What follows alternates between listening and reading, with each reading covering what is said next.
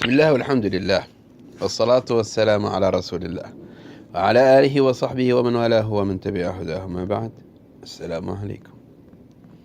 wuxuu yidhaahday ibnu kathiir isagoo fasiraya aayadda ku jirta suurat alacraaf, ilaahay caza wajalla wuxuu ku yidhaahday kitaabkiisa wakuluu washrabuu walaa tusrifuu. wuxuu yidhaahday aayaddaas qaala bacdu salaf, salafka qaar waxay yidhaahdeen jamaca allaahu adiba kullah fii nisfi aaya.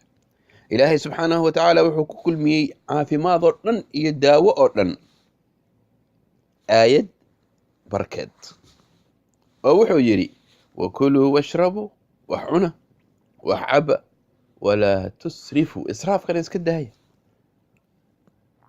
wax cun wax cab, laakiin israafka iska dhaaf. cuntadaada ha qiyaasnaato, sidoo kale cabitaankaadana ha qiyaasnaato. waxaa cunaysid iyo waxaa cabaysid waa inuu miisaaman yahay, haddii kale waa is dhibaataynaysaa. xataa biyaha nadiifka, biyaha cad haddii aad iska badisid waad rafaadaysaa.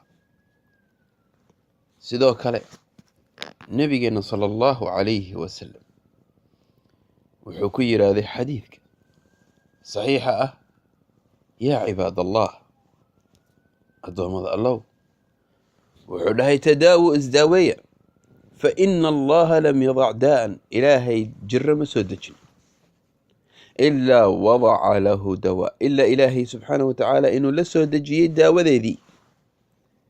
gayra daa'in waaxid, markii laga reebo hal jiro, alharam, duqnimada.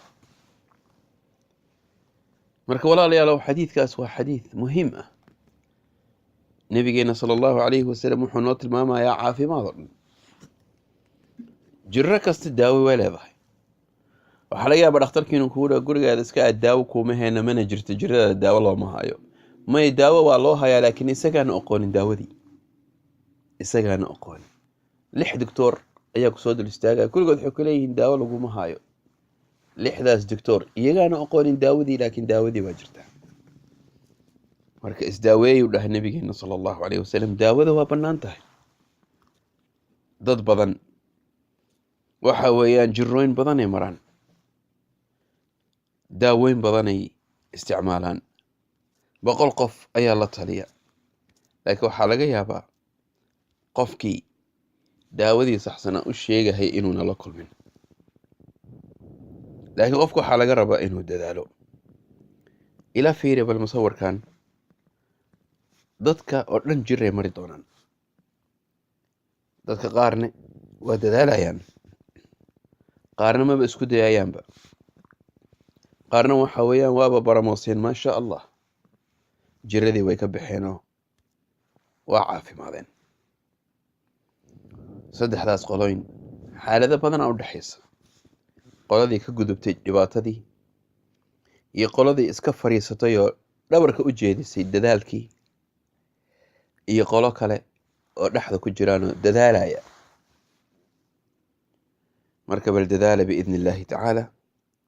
ilaahay subxaanahu watacaala dhibka iyo caafimaad, dhibka haniga qaada, caafimaadna allah niigu bedelo. wallahu tacaala aclam, wasala allahu wasalam calaa nabiyina muxamed. mubaarak shab.